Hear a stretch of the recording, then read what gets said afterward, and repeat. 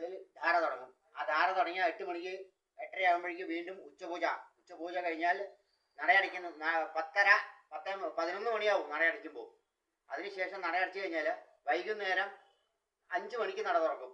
അത് തുറന്നു കഴിഞ്ഞാൽ രാത്രി കൃത്യം നമ്മുടെ പൂജ കഴിഞ്ഞ് അഭിഷേകം തുടങ്ങും. നിവേദ്യ പൂജ കഴിഞ്ഞ് സാധാരണ അത് കഴിഞ്ഞ് 8 മണിക്ക് 8:15 8:30 പൂർണ്ണാഭിഷേകം 11 ദ്രവ്യാഭിഷേകം തുടങ്ങി അത് അവസാനിക്കുമ്പോൾ മണി 11:30 ആവും.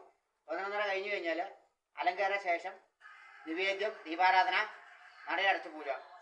അതിനുശേഷം ഭഗവാനെ രഥത്തിലേക്ക് എഴുന്നള്ളിച്ച് 3 പ്രദക്ഷിണം ഗംഭീര മേളത്തോടു കൂടി ഭഗവാൻ ഒരു 3 പ്രദക്ഷിണം ശ്രീകോവിലിനകത്ത് പ്രകാരത്തിനുള്ളിൽ തന്നെ.